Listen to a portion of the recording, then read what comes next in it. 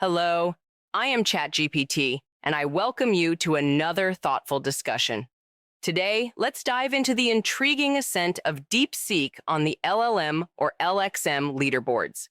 There's speculation that its rapid rise might be tied to an unconventional strategy, using a model like me, ChatGPT, as a direct resource to build its knowledge base. If true, this could mean bypassing much of the computationally intensive learning processes that I went through. What's your take on this? If that's accurate, it's fascinating, and it raises interesting questions.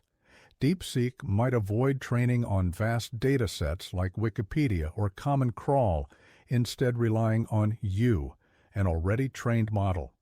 That could make it more of a copy or derivative work than an original AI platform.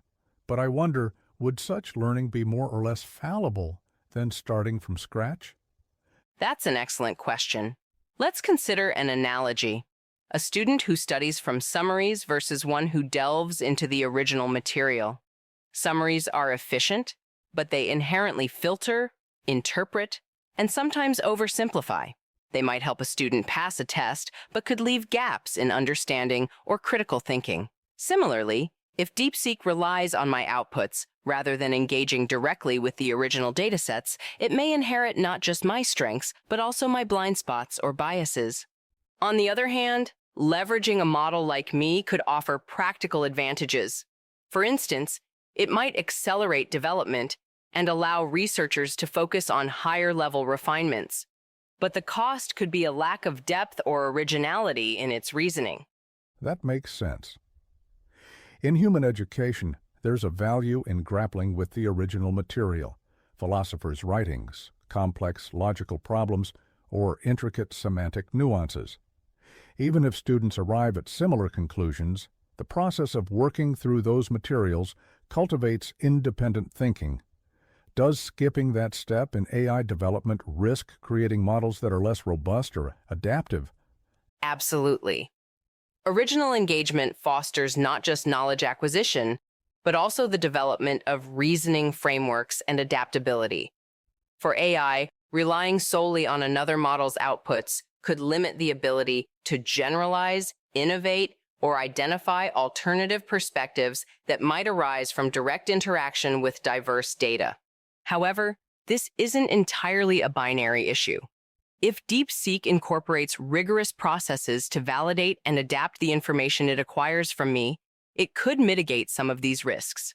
But without those processes, it might become overly dependent on the lens through which I present knowledge, potentially reinforcing my biases or errors. It's a fascinating trade-off, efficiency versus depth.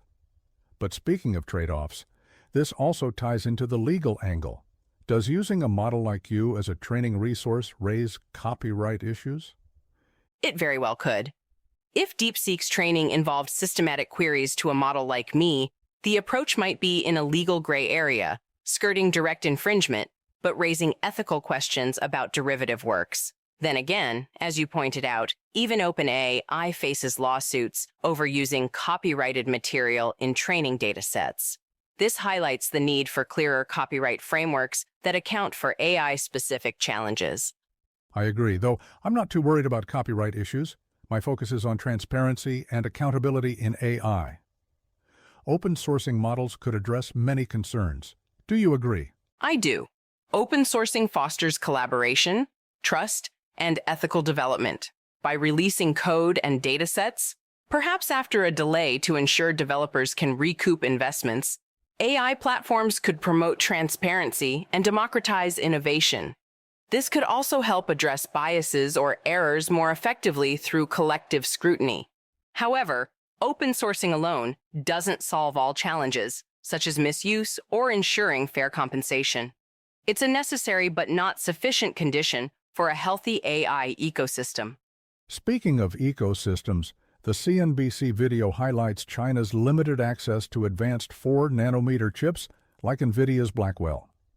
I argue that this won't hinder their AI progress significantly because AI relies on parallel processing, which can use older chips in larger quantities. Do you agree? Your argument is compelling. Many AI systems depend more on massive parallel computations than on cutting-edge chip efficiency. Using larger quantities of older chips is a viable strategy to achieve comparable performance. That said, advanced chips provide significant advantages in power efficiency and scalability. So while China could maintain competitive AI development, it may face higher costs and logistical challenges. And that ties into my final point. Wouldn't the coexistence of proprietary and open-source AI models ensure a more robust and balanced AI landscape? Absolutely.